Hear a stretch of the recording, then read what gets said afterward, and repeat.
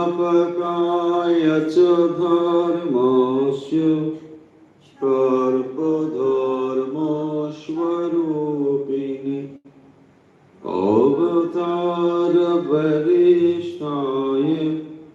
रामकृष्णाय ते नमः।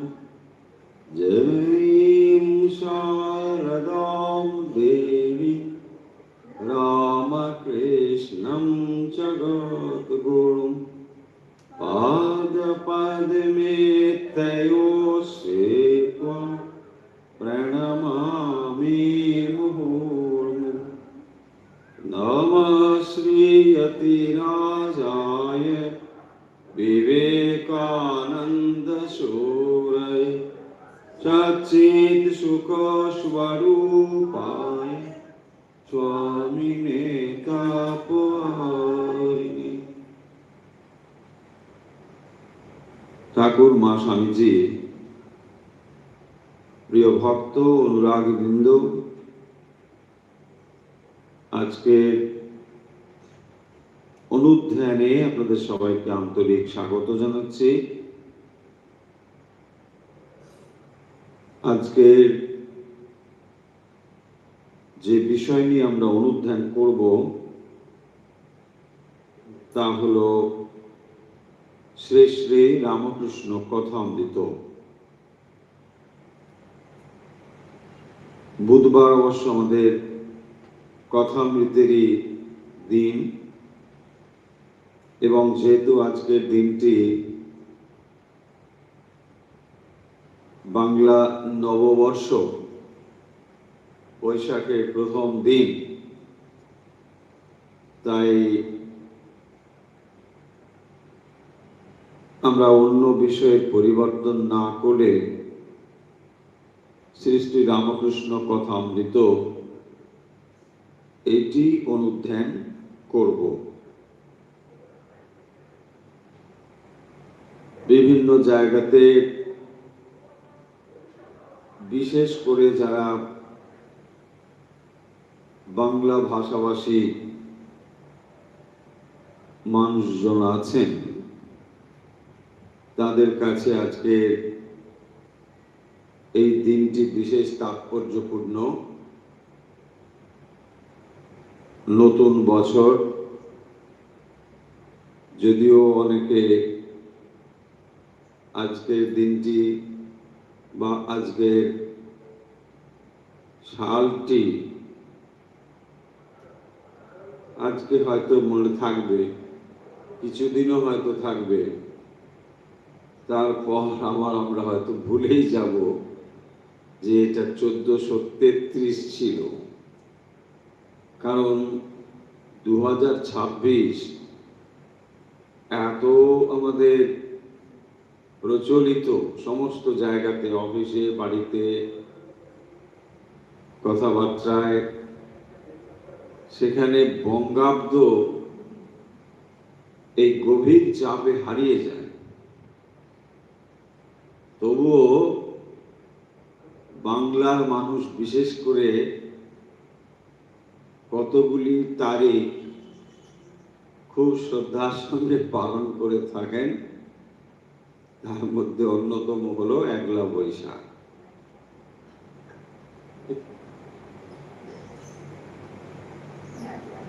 এখন এভাবেই লেখা হতো, পয়লা কথাটা 1 লিখে লা।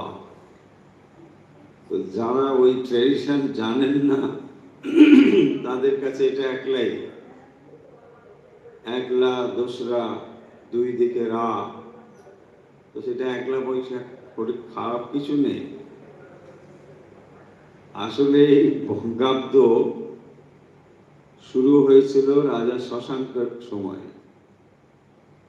তো সেটি মোটামুটি 593 খ্রিস্টাব্দে এটা শুরু হয়েছিল বলেই ইংরেজি এবং বাংলার দূরত্ব হচ্ছে 593।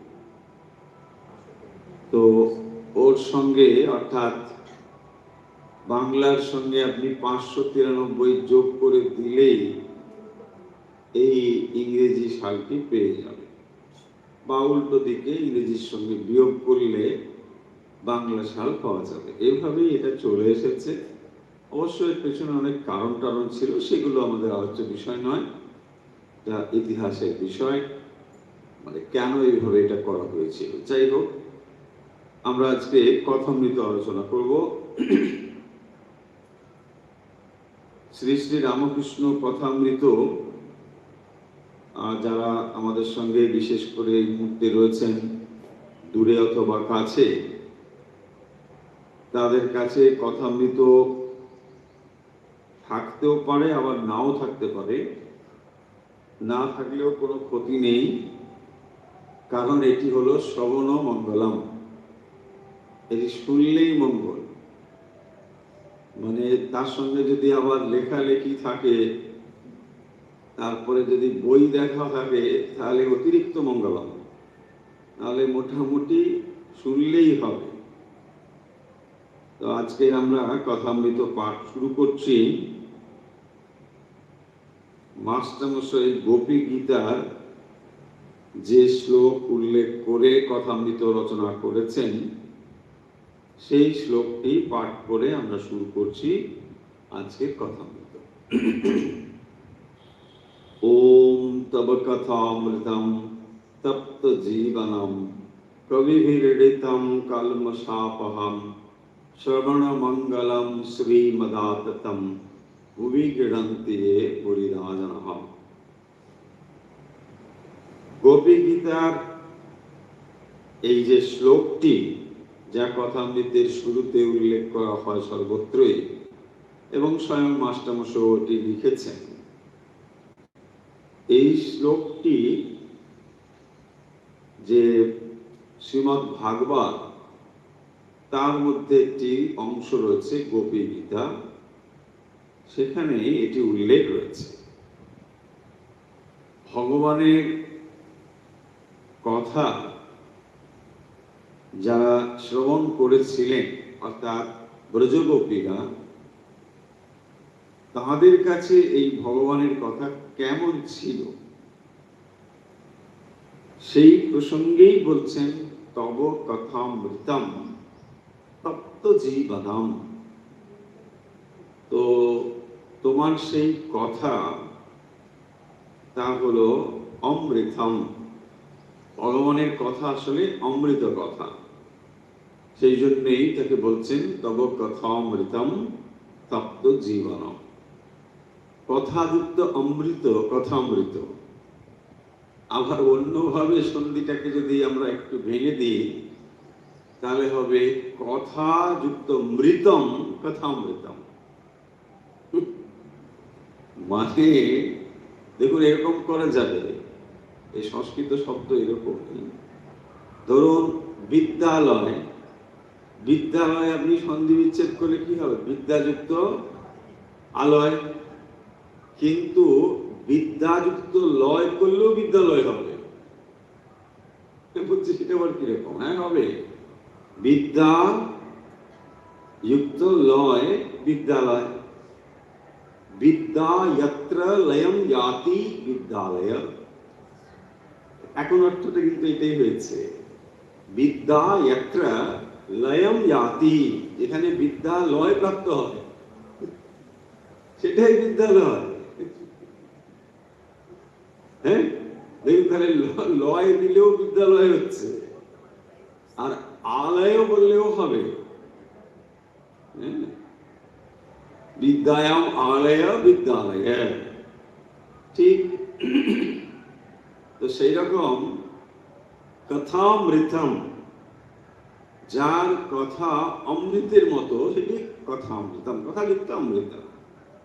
আর কথামৃতম হচ্ছে, একে যদি আমরা কথাযুক্ত মৃতম করি, এরও একটা ব্যাসবাক্য হবে। এই ব্যাসবাক্য অনুযায়ী এটা সিদ্ধই হবে। এর অর্থ তখন হবে, যার কথা শুনলে আমরা মরেই যাই, সেটা হলো কথামৃতম। না, এর একটা অর্থ আছে। এরকম, যে ভগবানের কথা এমনই যা শ্রবণ করতে পারছি না বলে আমি মৃত প্রায়।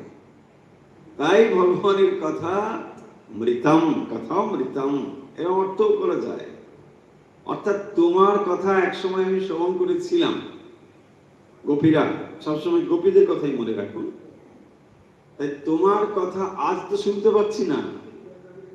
রাসলীলা যখন হচ্ছিল হঠাৎ ভগবান ডিসঅ্যাপিয়ার হয়েছে, চলে গিয়েছে।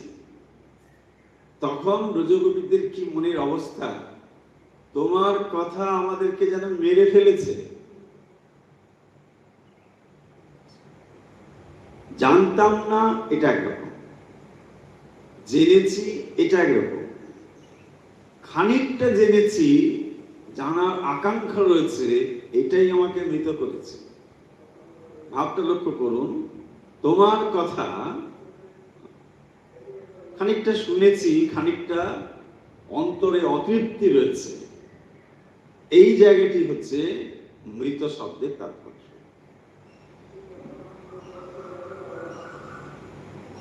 যখন সেই কথা আমি স্মরণ করেছি, শুনেছি, আনন্দ পেয়েছি, কিন্তু আজ তো তোমার কথা শুনতে পাচ্ছি না। সেই জন্যে তব কথা অমৃতম, কথা অমৃত কথা, তপ্ত জীবনম। ব্রজগোপীরা তখন তপ্ত, কারণ সেই কথা আর এখন শুনতে পাচ্ছে না। তপ্ত জীবনম কবিভিরিড়িতম, কবি মানে তত্ত্বদর্শী, তারা বর্ণনা করেছেন ভগবানের এই কথা, যেটি শ্রবণ মঙ্গলম শ্রীমদাততম, শ্রীমৎ আততম, শ্রীমদাততম। এবং এটি শ্রীযুক্ত, ভগবানের কথা হচ্ছে শ্রীযুক্ত, এমনি যে কোনো কথা নয়, এর সঙ্গে শ্রী রয়েছে, সৌভাগ্য, সৌন্দর্য, শ্রী প্রতীক। এবং এইটি আততম, বিস্তৃতম, সেই যে ভগবানের বিস্তারিত কথা যা কবিভিরিড়িতম, কবিরা যা বর্ণনা করেছেন, এবং শ্রবণ মঙ্গলম, যেটি শ্রবণ করলে মঙ্গল হয়, সেই ভগবানের কথা ভুবি গৃণন্তি এ ভুরিদা জনঃ, ভুবি গৃণন্তি, যারা ভুরিদা জনঃ, দা মানে দান করা, যিনি দান করেন তাকে বলে দাতা।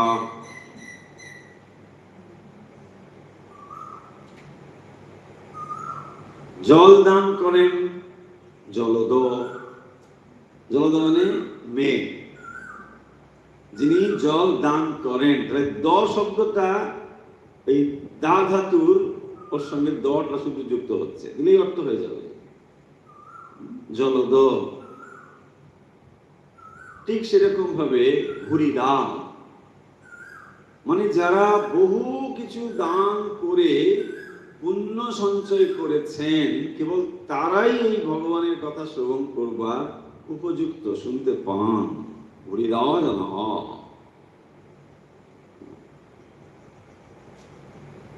সেই ভগবানের কথা মাস্টারমশাই উল্লেখ করছেন কথামৃতের ভেতরে। সেই জন্য তিনি ওই গোপী গীতার ওই শ্লোকটি উল্লেখ করেছেন। তাৎপর্য হলো পাঠকের মনকে তিনি ওই উচ্চতায় বেঁধে দিচ্ছেন যে তুমি আসলে যা এখন করতে চলেছ সেটি ভগবানের কথা, এবং এই ভগবানের কথা এক সময় ব্রজগোপীরা শ্রবণ করবার জন্য আকাঙ্ক্ষিতা ছিলেন। সেই কথাই আজ কালের পরিবর্তে আবার তিনি আবির্ভূত হয়ে তোমাদের সামনে পরিবেশন করেছেন। হৃদয় জনঃ, সেই কথাই শ্রবণ মঙ্গলম, তোমরা শোনো, মঙ্গল হবে, তোমাদের ভালো হবে। কি বলছেন কথা? আমরা যে অংশটি পড়ব এর শিরোনাম হচ্ছে জন্মান্তর। জন্মান্তর। ইংরেজি করে বললে হবে ইনকারনেশন। ইনকারনেশন, এটা একটা বড় প্রশ্ন যে জন্মান্তর আছে কিনা, আবার আমাদের জন্ম হবে কিনা, জীবকে আবার জন্মগ্রহণ করতে হয় কিনা। অনেক ধর্মে এই জন্মান্তর ব্যাপারটি নেই। তারা ওই জন্য বলেন আমরা একবারই জন্মেছি, বাস। অবশ্য মানুষ জন্মায় একবার, মরে বারবার। জন্মায় একবার মানেই যে একবার মরবে তা না, তাই না? জন্ম একবার হচ্ছে, এটা ঠিক কথা, কিন্তু মৃত্যু বারে বারে হয়। কেন না? মৃত্যুর চিন্তাই তো আমাদেরকে বারে বারে মৃত্যুর থেকে ফিরিয়ে নিয়ে আসছে। রাত দিন মৃত্যুর চিন্তা, এই বলে মরে গেল, তাই না? যদি মরেছে কি হবে? তাহলে মৃত্যু যে একবার ঘটে তা নয়, বারবার কিন্তু আমরা মৃত্যুর মুখে মুখে পড়ি। হিন্দু সনাতন যে ভাবনা, যেটাকে আমরা বিশ্বের অন্যতম প্রাচীন ধর্মচিন্তা বলে বলছি, এর কতগুলো ভিত্তি ধারণা রয়েছে, একেবারে বেসিক কনসেপ্ট, এবং কোনোদিন যদি এই ভিত্তিগুলো নড়ে যায় তাহলে এই ধর্মটা কিন্তু নড়ে যাবে। তার মধ্যে অন্যতম হলো এই জন্মান্তরবাদ। হিন্দু সনাতন ধর্মে জন্মান্তরবাদ একটা ভিত্তি। তার মানে মানুষ একবার জন্মগ্রহণ করলো, আবার সে মৃত্যুবরণের পর তাকে আবার শরীর ধারণ করতে হবে। মোটামুটি রাফলি এটাই হলো জন্মান্তর। মাস্টারমশাই এই শব্দটি দিয়ে একটা হাইফেন দিয়ে লিখছেন, মানে এই শব্দটার একটা এক্সটেনশন দিয়ে ভগবদ গীতার একটি লাইন ওখানে জুড়ে দিয়েছেন। কিরকম দেখুন, মাস্টারমশাই ভগবদ গীতা খুব ভালো পড়াচ্ছিল, এমনকি উনি বাইবেলও খুব ভালো পড়েছেন। সেই জন্য যেখানে যেখানে প্রয়োজন হয়েছে সরাসরি বাইবেলের একেবারে কথা বা লাইন লিখে দিয়েছে, উদ্ধৃত করেছে। এখানে যে লাইনটি দিচ্ছেন, বহুনি মে ব্যতীতানি জন্মানি তব চার্জুন। চেনা চেনা লাগছে কি? হ্যাঁ, কিন্তু স্পষ্ট চেনা যাচ্ছে না, একটু আলাদাই মনে হয়। এটা চেনা যাচ্ছে। কোথাকার লাইন এটা? বিষ্ণু সহস্র শত, বিষ্ণু শত নাকি সহস্র? বিষ্ণু সহস্র সঙ্গে ধরে ফেলেছে।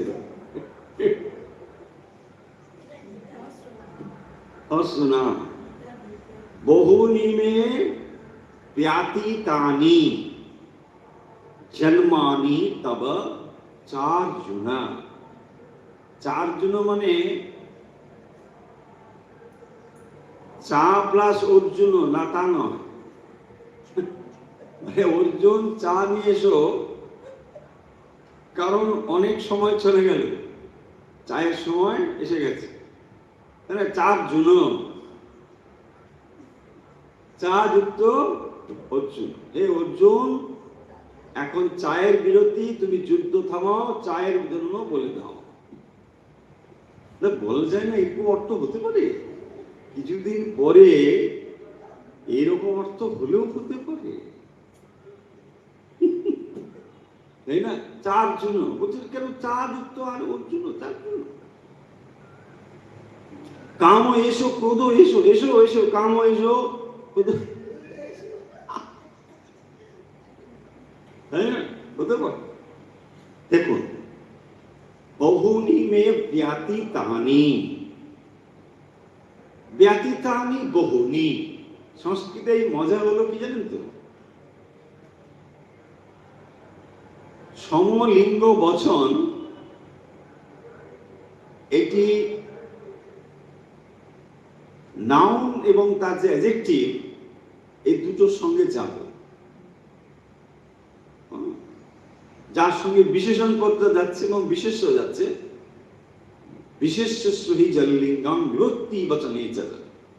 তো বিভক্তি এবং বচন এই দুটোর সম হবে, তার থেকে আপনি রিলেশনটা বুঝতে পারবেন। এটা সংস্কৃতের একটা নিজস্ব ধারা, বৈশিষ্ট্য।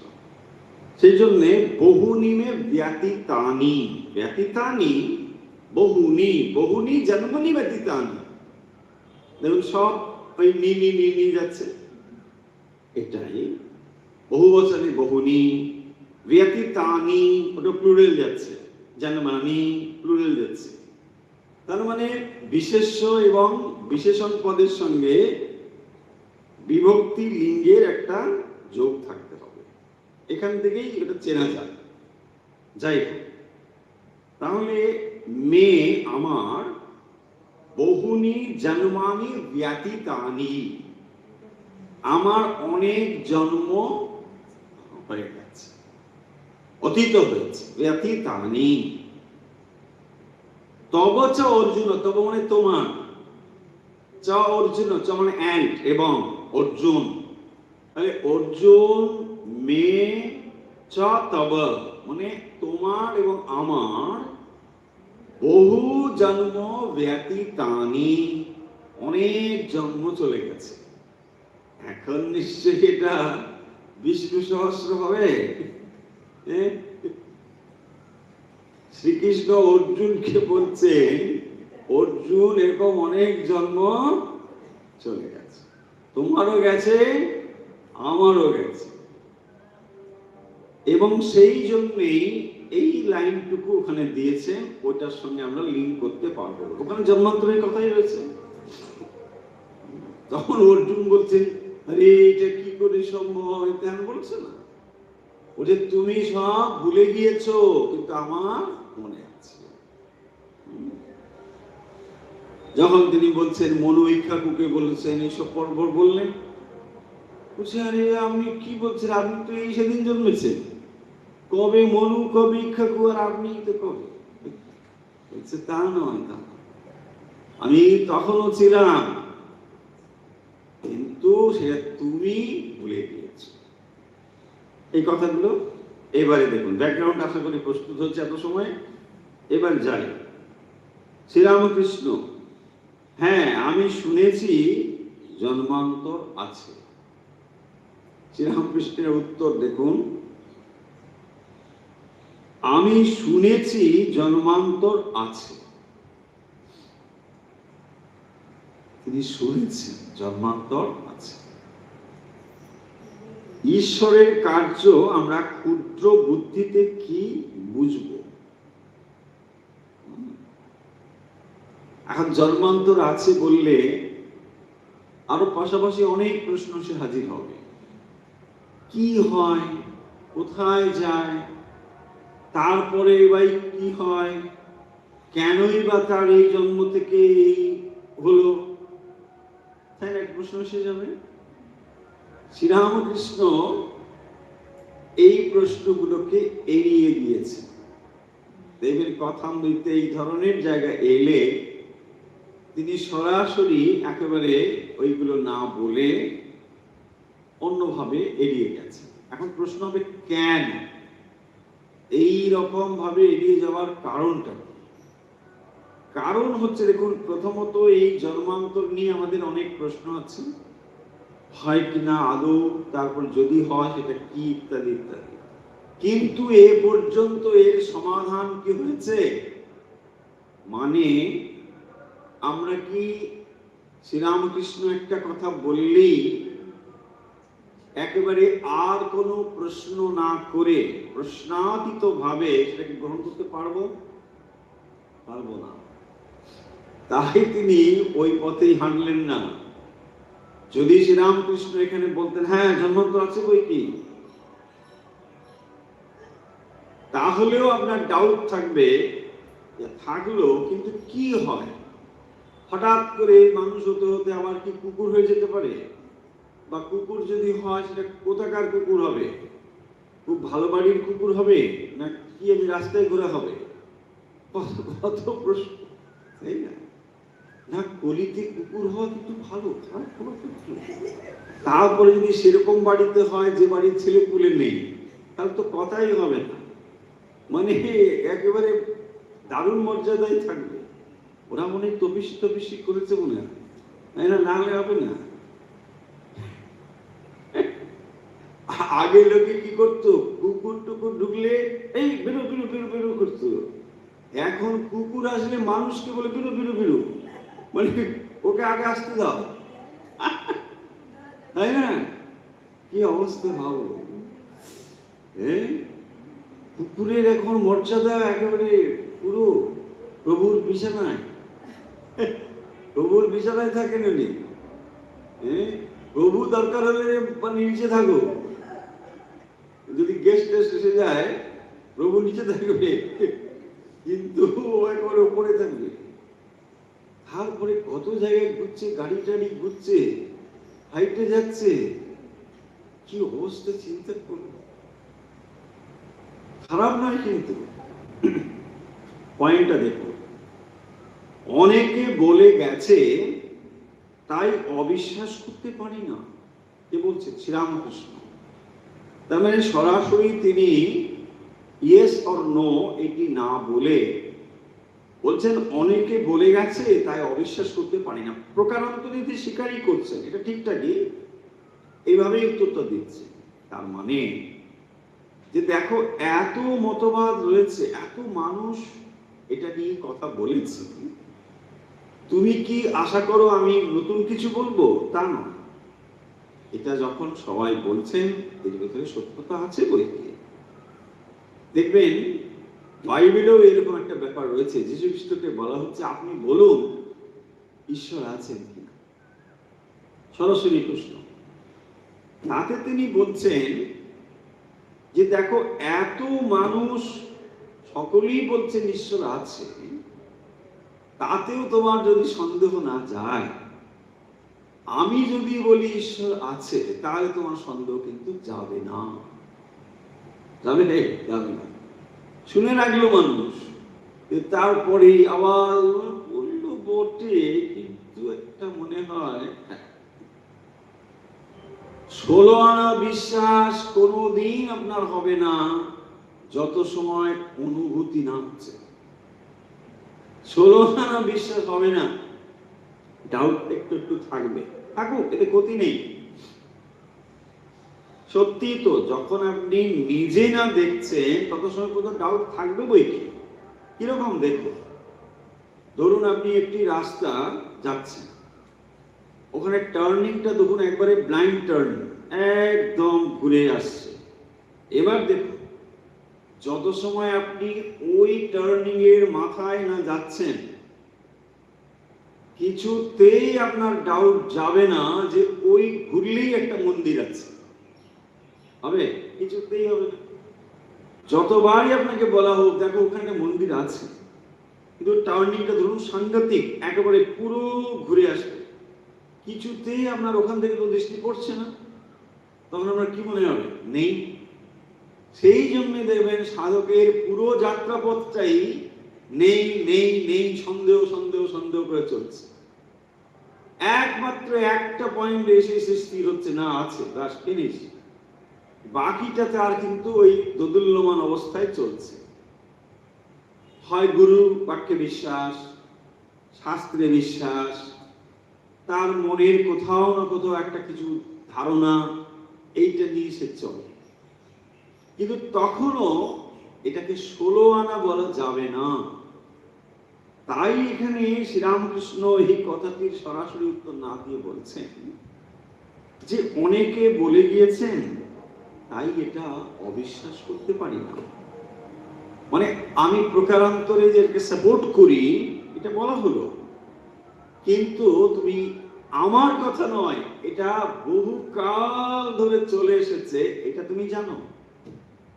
তাহলে তুমি কেবল আমার কথাতেই তোমাকে বিশ্বাস করতে বলা হচ্ছে তা নয়, বহু বহু কাল ধরে চলে এসেছে। তারপরে বলছেন বিশ্বদেব দেহত্যাগ করবেন, সরসজ্জায় শুয়ে আছেন। পাণ্ডবেরা শ্রীকৃষ্ণের সঙ্গে সব দাঁড়িয়ে, তারা দেখলেন যে বিশ্বদেবের চোখ দিয়ে জল পড়ছে।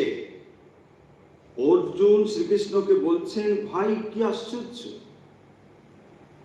পিতামহ যিনি স্বয়ং বিশ্বদেব, সত্যবাদী, জিতেন্দ্রীয়, জ্ঞানী, অষ্টবসুর এক বসু, তিনিও দেহত্যাগের সময় মায়াতে কাঁদছেন। শ্রীকৃষ্ণ বিশ্বদেবকে কথা বলাতে তিনি বললেন,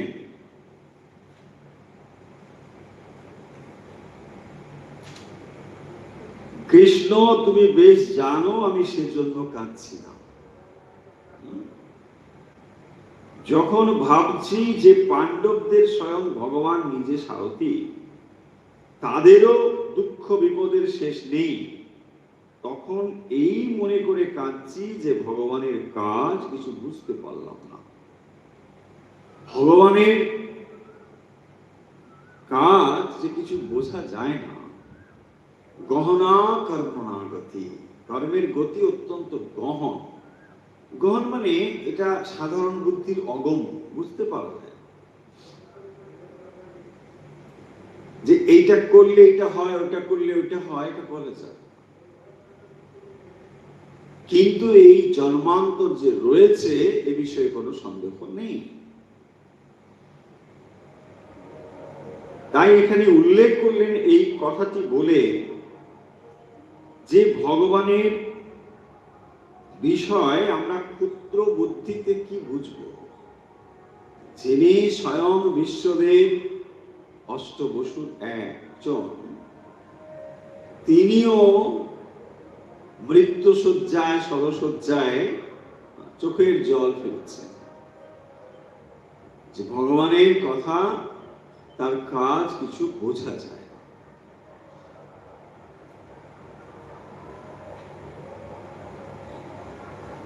এবং এই যে জন্মান্তর বিষয়টি অন্যত্র এখানে প্রসঙ্গ এসেছে প্রথম দিকে। জন্মান্তর যদি সত্যি কিছু না থাকতো, জীবের একবার জন্ম হলো, এটাই তার সমাপ্তি, যদি এটাই সত্য হতো, তাহলে দেখুন ধর্ম, কর্ম, চর্চা এটারও খুব একটা প্রয়োজন কিছু আর থাকতো না। এবং পাশাপাশি তাহলে জীবনকে আমরা কার্যকারণের সঙ্গে বাঁধতেও পারবো না। অর্থাৎ যে কোনো কারণ যে কার্যের সঙ্গে যুক্ত রয়েছে, এই রিলেশনটিও কিন্তু এখানে ভেঙে যাবে। অর্থাৎ যখনই আমরা কার্যকে দেখছি তার কারণের সঙ্গে যে একটা সম্পর্ক রয়েছে, এটাকে তাহলে আমরা অস্বীকার করে ফেলছি। তাহলে একজন মানুষ বা যে কোনো জীব তার পূর্বের কোন অবস্থাকে আমরা অস্বীকার করছি, তার পরবর্তী অবস্থাকেও আমরা অস্বীকার করছি। তার মানে আমরা এটা বলতে চাই জাস্ট নাথিং থেকে সামথিং হ্যাপেন্স, নো। তাহলে কার্যকারণ যে সম্পর্ক এটা কিন্তু ভেঙে যাবে। এটা ইউনিভার্সাল ল। যে কোনো জিনিস একটি কার্যকারণ সম্পর্ক যুক্ত রয়েছে। কোনো একটি জিনিস যেটা কার্য, সেটা একটা কারণের উপর নির্ভরশীল। এটা না হলে কার্যকারণের যে সম্পর্ক এটা ভেঙে যায়। তাহলে এই জগৎকেও আপনি ব্যাখ্যা করতে পারবেন না, কারণ যদি সবই জাস্ট হ্যাপেন্স হয়, এটার কোনো মানে হবে না। তাহলে এই জগৎটাও আপনি কি বলবেন, এটা এমনি জাস্ট হয়ে গেছে। কেন এটা এইভাবে স্থির হয়ে রয়েছে, কেন এটি সূর্যকে এইভাবে কেন্দ্র করে প্রদক্ষিণ করছে, এর কোনো তাহলে আর শৃঙ্খলা নিয়ম এটাকে আপনি মানতে পারবেন, কিন্তু এটা হচ্ছে। তাই কার্য কারণ সম্পর্কের দ্বারাই এটা রয়েছে। এবং সেই জন্যই দেখবেন ওই অধ্যায়ে ভগবান, বা দ্বিতীয় অধ্যায়েও এই মৃত্যু নিয়ে বলা হয়েছে, যে যেখানে বলছেন যে এই জন্ম কেবল যা দেখতে পাচ্ছ সেটা ব্যক্তানি, এটা কেবল ব্যক্ত, ম্যানিফেস্টেড, কিন্তু পূর্বের অবস্থা এবং পরের অবস্থা এই দুটো তোমার কাছে ব্যক্ত নয়। তার মানে এটা নেই, এটা নয়। যে জিনিসটি তুমি দেখতে পাচ্ছ না এটা নেই, এটা বলা যায় না। দেখুন, যদি একটা এক্সাম্পল মনে মনে ভাবি, ধরুন একটি রঙ্গমঞ্চ যেখানে লাইট টাইট সব পড়েছে, এই মঞ্চে একদিক থেকে ওঠা যায়, আবার একদিক থেকে নামা যায়।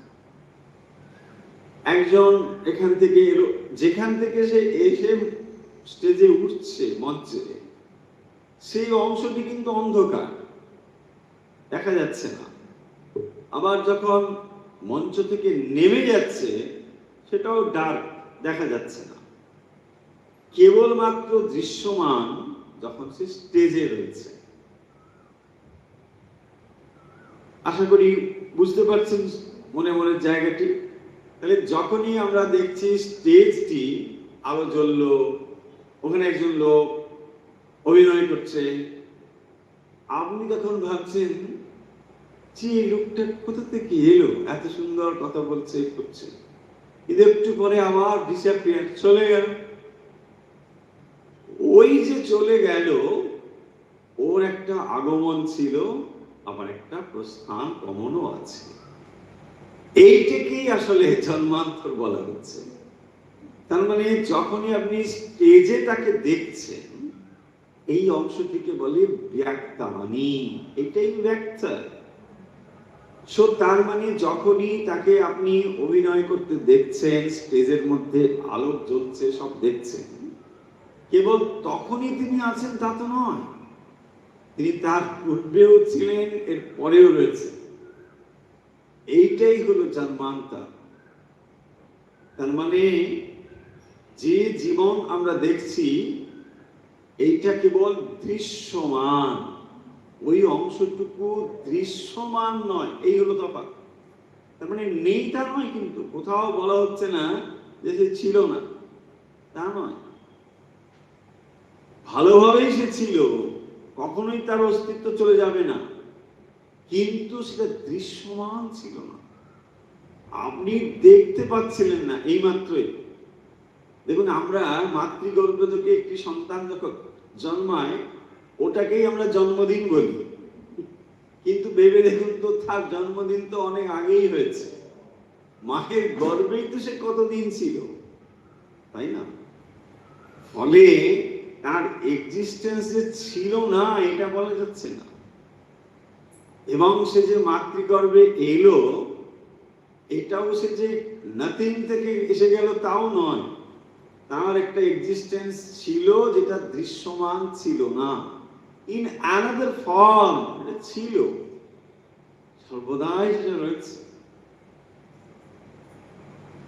যখন মানুষ ডিসঅ্যাপিয়ার হয়ে গেল, মানে ধরুন শরীরটা তার চলে গেল, কেবলমাত্র স্থূল অংশটি তো দৃশ্যমান। আপনি চোখ দিয়ে, কান দিয়ে, নাক দিয়ে যেটা অনুভব করেন এটা স্থূল জিনিস, তাই না? কিন্তু সূক্ষ্ম জিনিসকে আপনি এই ইন্দ্রিয় দিয়ে বুঝতে পারেন না। তাই যখন মানুষ মৃত হলো, তার স্থূল এক্সিস্টেন্সটা সে কেবল হারালো, তখনও তার এক্সিস্টেন্স ভালোভাবে রয়েছে। এই জগতের মধ্যে, এই পরিবেশের মধ্যে সর্বত্র সে বিরাজ করছে, কিন্তু কেবলমাত্র সেটি আমরা দেখতে পাচ্ছি না। এই হলো তফাৎ। তাই দেখতে না পাওয়া তার অনস্তিত্বের প্রমাণ নয়। এটাই জন্মান্তরবাদের মূল কথা। তাহলে একটি জন্ম মানে কেবল সেটা ভিজিবল, ব্যক্ত, দেখা যাচ্ছে। তাই ভগবান শ্রীকৃষ্ণ অর্জুনকে বলছেন যে অর্জুন, তোমার এবং আমার বহু জন্ম ব্যতীত হয়েছে, যেটা আমি জানি, কিন্তু তুমি সেটা জানো না। কারণ তুমি শরীরের সঙ্গে নিজের অস্তিত্বকে অনুভব করো। দেখুন, যখনই মানুষ শরীরের সঙ্গে নিজের অস্তিত্বকে অনুভব করবে, তখন শরীরের লয় মানে নিজের লয়। আর যখন শরীর অতিরিক্ত অস্তিত্বে আপনি অনুভব করতে শিখে যাবেন, তখন শরীর যাক অথবা থাক, তাতে আপনার অস্তিত্বের কোনো হেরফের হয় না। ওইটাকেই বলা হয়েছে বাসাংসি জীর্ণানি যথা বিহায়। এখন পোশাকটা আমি পরেছি, তো সেই পোশাকটা এবং আমি আইডেন্টিফাইড হয়ে গেছি। এখন বুঝতে পারছি না যে পোশাকটা খোলাও যেতে পারে, তাই না? সেই জন্য বলছেন বাসাংসি জীর্ণানি যথা বিহায়। পোশাকটা খুলে দাও, তুমি নিশ্চয়ই তা খুলতে পারো। বলছেন আপনার সঙ্গে এই দেহের সম্পর্ক ওটাই, সূক্ষ্ম দেহ এবং স্থূল দেহের সঙ্গে সম্পর্ক এটাই। তার মানে এই স্থূল দেহ থাক বা না থাক, মানুষের অস্তিত্বটা চলে যায় না, তখনও আপনি থাকেন। কেবল তফাৎ হলো, এখন আপনি যেভাবে এটাকে বুঝতে, দেখতে, শুনতে, অনুভব করতে পারেন, কেবল সেটা পারেন না, কারণ ইন্দ্রিয়টা নেই। ইন্দ্রিয়টা নেই মানে ভেতরে সমস্ত কিছু রয়েছে, এটা অনুভব করবার কেবল যন্ত্রটুকু নেই। যদি এটাকে আমরা কম্পিউটারের ভাষায় বলি, তাহলে একটি সফটওয়্যার আর একটা হার্ডওয়্যার, দুটো আছে না? সফটওয়্যার এই জিনিসটিকে সাহায্য করে ভিজিবিলিটির দিকে, ওটা বাইরে কি করে আপনি দেখতে পাবেন সেটা সফটওয়্যার আপনাকে সাহায্য করে, কিন্তু ভেতরে হার্ডওয়্যারে ওটা রয়েছে। যদি হার্ডওয়্যারে ওটা না থাকে, তাহলে সফটওয়্যার রান করা যাবে না। ঠিক সেরকম ভাবে এই স্থূলদেহ চলে গেলেও সেইটি হার্ডওয়্যারে কিন্তু রয়েছে, 100% বিদ্যমান। সেই জন্য আবার যখন ওর সঙ্গে ইন্দ্রিয় সংযুক্ত হয়ে যায়, আবার ওটা কাজ করতে থাকে, একই রকম ভাবে কাজ করছে, তাই না? ধরুন আপনার একটা কম্পিউটার খারাপ হয়ে গেল, কম্পিউটারের বডি টডি এগুলো আপনি স্থূল দেহের সঙ্গে তুলনা করুন। যখন ওটা খারাপ হয়ে গেল, আপনার কি ধারণা? সব everything lost? No, everything not lost. ওই যে আপনার একটা লগইন পাসওয়ার্ড ছিল, ওই যে ইমেলটা ছিল, ওইটা আপনি বিশ্বের যে কোনো প্রান্তে গিয়ে আপনার লগ ইন করুন, হয়ে যাবে, সব ডেটা চলে আসবে। আসবে কি না? এক্স্যাক্টলি ওই জিনিসটাই হচ্ছে সূক্ষ্ম শরীর, সাটল বডি। সো ওই সাটল বডি আপনার যতদিন রয়েছে, লগ ইন পাসওয়ার্ড আপনার কাছে আছে। হ্যাঁ, ওইটি আপনাকে লগ ইন করতে হবে না, প্রকৃতি লগ ইন করে দেবে, ব্যাস। আপনি তো লগ ইন করবেন, কি করবেন, দরকার নেই, প্রকৃতি করে দেবে। এইবারে প্রকৃতি ঠিক করে দিল, এইটা তোমার বাবা, এটা তোমার মা, চলো। আপনি কিছুদিন জগৎ ব্যবহার করলেন, মা বাবা করলেন 100 বছর পূর্ণ, বলছে এবারে কিন্তু তোমার হার্ড ডিস্কটা রিপেয়ার করতে হবে, এটা আর হবে না। আচ্ছা ঠিক আছে চল, হয়ে গেল, এখানে সব শেষ, আবার ওটা কোথাও লগ ইন হবে। এইভাবেই এটা চলছে। ভাবুন কি অপূর্ব একটা ব্যাপার, প্রকৃতি নিজেই এটা ঠিক করছে। এইভাবেই জীব অগ্রসর হয়ে চলছে পরম সত্য লাভের দিকে।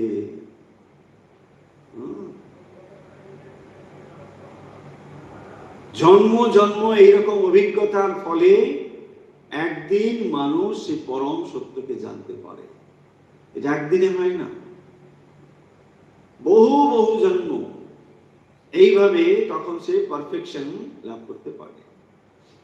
বিশ্ব প্রকৃতি এভাবেই এটা করে চলেছে, এটাকেই বলে জন্মান্তরবাদ। এবং আপনি এ জন্মে যা লাভ করেছেন সেটা সঞ্চিত হয়ে থাকলো, আবার পরের অভিজ্ঞতার সঙ্গে এটা সংযুক্ত হবে। এইভাবে আপনি ধীরে ধীরে পারফেকশনের দিকে এগিয়ে চলেছেন। তাহলে প্রতিটি মানুষ আমরা যে যে অবস্থায় রয়েছে, তার যদি কোনো কার্যকারণ সম্পর্ক না থাকে, তাহলে জীবনের বৈচিত্র্যকেও ব্যাখ্যা করা যাবে না। কেন আপনি আপনার মতো, কেন আমি আমার মতো, কি ব্যাখ্যা আছে বলুন? একটি মায়ের 10টি ছেলে 10 রকম, কেন?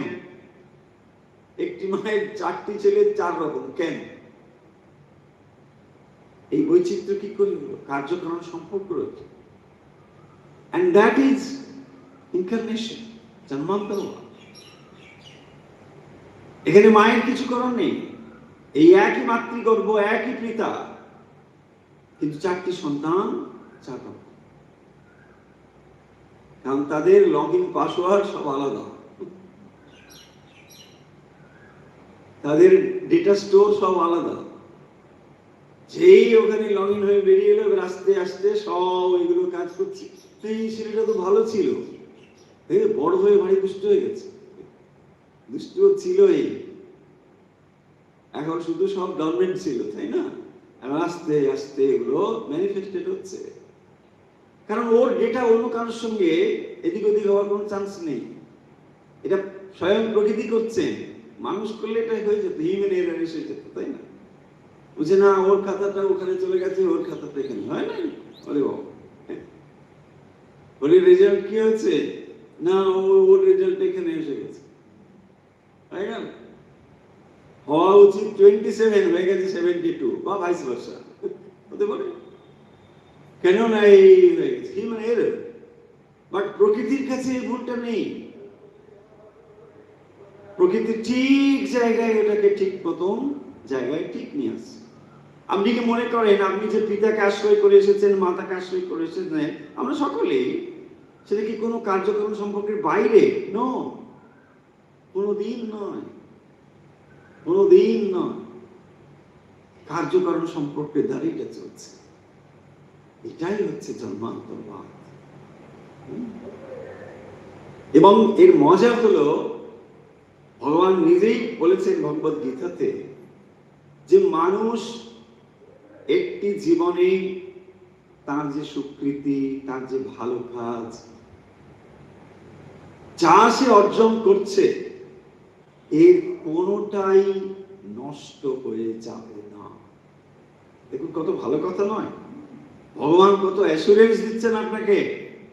এত সিকিউর জিনিস আপনি কোথায় পাবেন? ব্যাংকে টাকা রাখলেও আজকে আপনাকে কি বলবে কিছু বলার নেই, তাই না? কিছুদিন করে বলে দিতে পারে আপনার কিছুই নেই, আপনি আসুন, বলে দিতেও বলা যায়। কিন্তু ভগবান বলছেন, তোমার জন্মে জন্মে তুমি যে শুভ কাজ করে চলেছ, এগুলো সব ঠিক মতন আমি স্টোর করছি, একটু এদিক ওদিক হওয়ার কোনো চান্স নেই, এগুলো সব থাকছে। তার মানে আপনি যদি এই জন্মে একটুও ভগবানের চিন্তা করেন, একটুও শুভ চিন্তা করেন, জানুন এটা কিন্তু স্টোর হয়ে থাকবে, এটা যাবে না, এটা থাকলো। ভগবান স্বয়ং বলেছেন এটা থাকবে। আপনার শুভ চিন্তা যদি সামান্যও আপনি করে থাকেন, আপনার শুভ চিন্তা কোনো দিন এদিক ওদিক হবে না, এবং এটাই আপনাকে আবার নেক্সট জার্নিতে নিয়ে যাবে। তাহলে এবার ভাবুন, আপনার কি একটু প্রেরণা হবে না যে আরে না, নিজেকে একটু বদলাই, নিজের ভেতরটা একটু পরিবর্তন করি, জীবনটাকে একটু ঈশ্বরমুখী করি। একদিনে হবে না, এটা ঠিক কথাই, একটু একটু করে শুরুটা তো আমরা করতে পারি। আজকের যেহেতু বছরের প্রথম দিন, আজকে রেজুলেশন নেওয়ার দিন। হ্যাঁ, একলা বৈশাখে একলা আপনি রেজুলেশনটা নিন যে আগামী এই বছরটুকু যেটা শুরু হচ্ছে, আমরা যেন একটু একটু করে জীবনকে ঈশ্বরমুখী করতে পারি। তাহলে এই পয়লা বৈশাখের তাৎপর্য এটাই হবে।